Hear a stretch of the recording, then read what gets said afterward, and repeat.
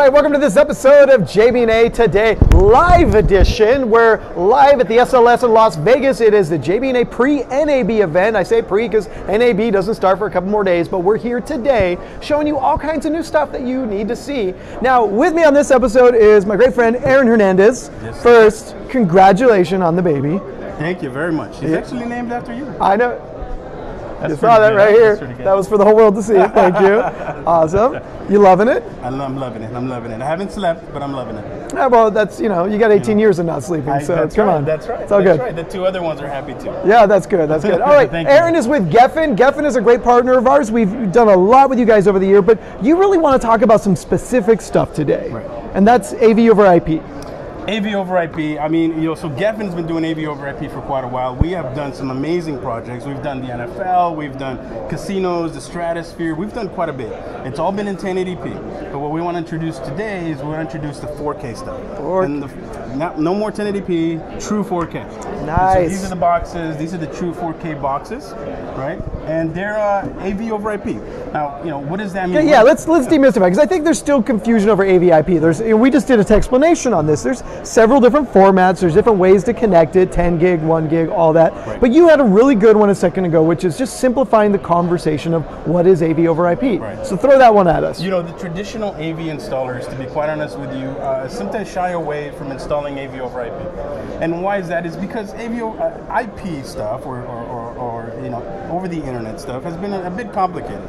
But we want to demystify that, right? So what we have is we have pitchers, like in a baseball analogy. Yeah. We have pitchers and we have catchers. So right? the transmitter is our pitcher, and the receiver's our catcher. That's right. Okay. That's right. And You've got a coach. in order to control that, exactly, you need a coach, and that's the controller, the CU LAN controller. Okay, so this for me is a big differential between you guys and the others, because most everybody else is software based. They got to log into a GUI, you got to go to a special web page, and then you can start to control.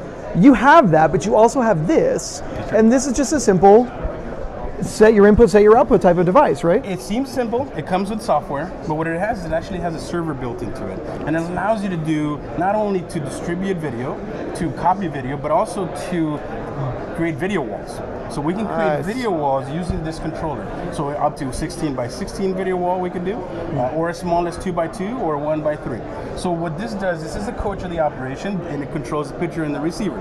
So for every sender, for every pitcher, you can have a catcher, or for every pitcher, you can have multiple catchers. Multiple catchers. So it's a one-to-many type of environment. It's the one-to-many. Now, you mentioned something really interesting there. So some of the AV dealers are kind of shy away from AV over IP. In the old day, when you were putting in an 8x8 matrix or a 16 or 32, that integrator had full control over it because they were putting in that matrix switch, they were going to management, and I think that's the fear factor with AV over IP is it's out of their control most of the time because now it's onto the network guy who's deploying that switch, and there's less control. So I think it's getting people over that fear to say that look, AV over IP works. You can put in your own dedicated switch, which is probably a better plan anyway, and then have that on the network as part of There's two ways to do it. There's the combined mode or there's the separate mode, right? Right. And the separate mode means you just get your own network switch and you shy away and you go away from the IP guys or your network, your internal network. Right. In the separate mode, what you can do is you literally plug everything into the switch and you let the controller do all the controlling and all the managing.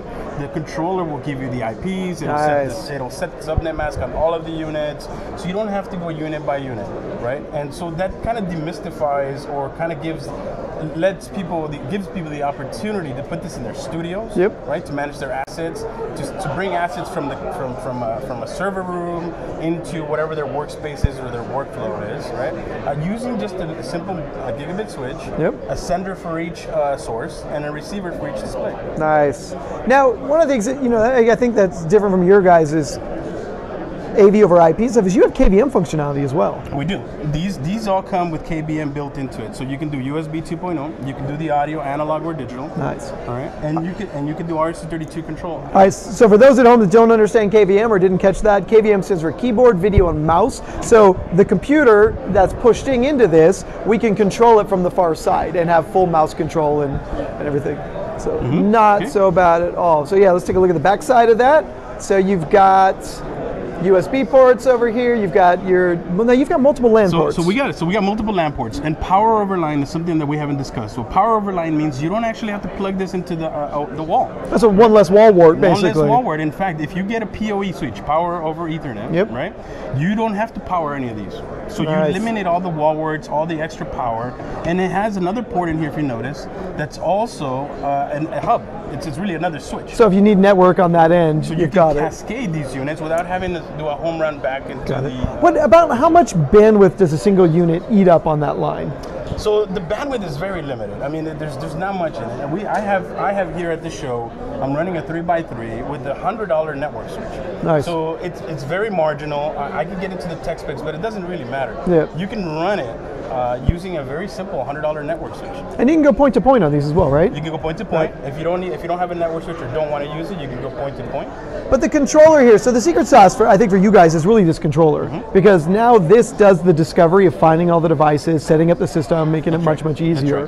That's right. It sets it all up. I mean, look, you can have an IP range. You can tell it this is the IPs I want to use, and you kind of do that whole Ron Popeil right? You kind of set it and forget it. You know? Nice, good. Little Ron Popeil action. That's awesome. Okay, so I mean, obviously 4K stuff is fresh for you. Has there been any other recent releases, things we should know about? You know, so this is over IP.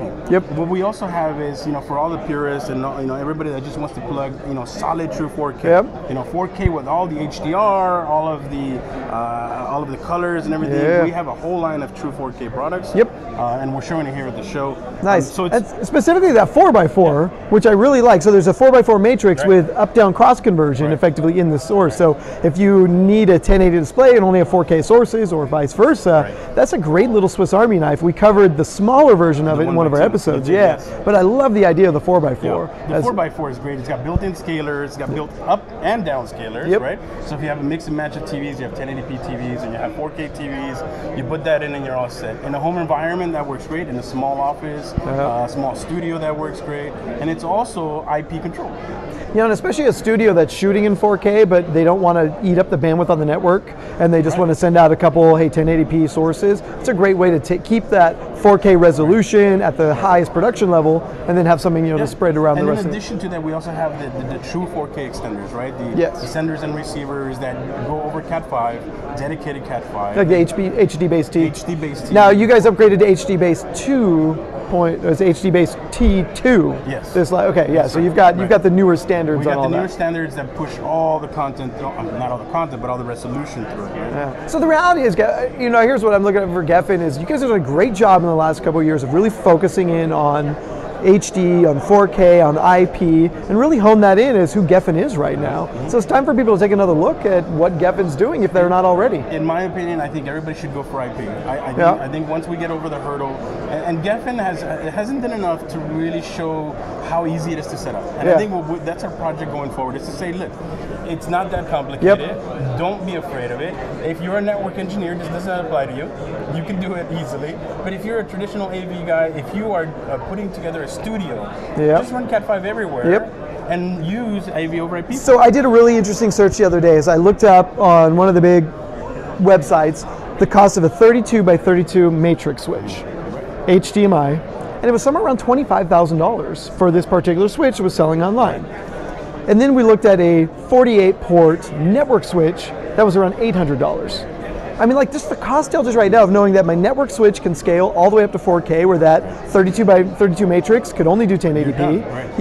I was limited to 32 inputs. My network switch went to 48, and it had a cascade port, so we could go to 96 to 128. We could just continue to expand. The cost was blazingly smaller. So somebody who's saying, hey, look, I don't want to put this on the general network, but I still want a scalable matrix switch with 4K inputs, 1080p inputs, all the flavors of the rainbow. That's a way to... That's a great point, Nick. Look, here's the thing. This is modular, right? Yeah. So you can start off with a small switch. You can start off with a 4x4, an 8x8, a 4x1, a 4x2, whatever number you want. And you can scale as your business grows, as your studio gets more cameras and more assets, more computers, you can scale with it. And you can always upgrade your network switch. You can always upgrade, when we come out with the 8K version of this, you can upgrade to that. When? I heard it. He said it. 8K version, they're working on it. I mean, you got to assume that's next, right? 8K, 16K, it's going to happen. Of course, right. Yeah. Yes. All right, I'm excited. This is great. So we're here all day at the Pre-NAB event at SLS. Come sit down with Aaron, get a hands-on demo, push the shiny buttons. That's always the fun part. Come push the shiny buttons. Let's talk about well, wait. Yours aren't shiny, but they do flash. They do change color, though, so I do like that. That's good. Aaron, thank you for being here. Always a pleasure to have you. Congratulations on the baby. Thank you. 4 weeks old? 4 weeks old. 4 weeks old, and named after me. Named after him. Named after me. We heard it. You guys heard it right here. All right. Thank you, sir. Thank you. Pleasure having you. Thank you. Guys, this has been JB&A Today Live. Look for the next episode coming up in about an hour's time. And we'll see you with more fun here at the Pre-NAB event.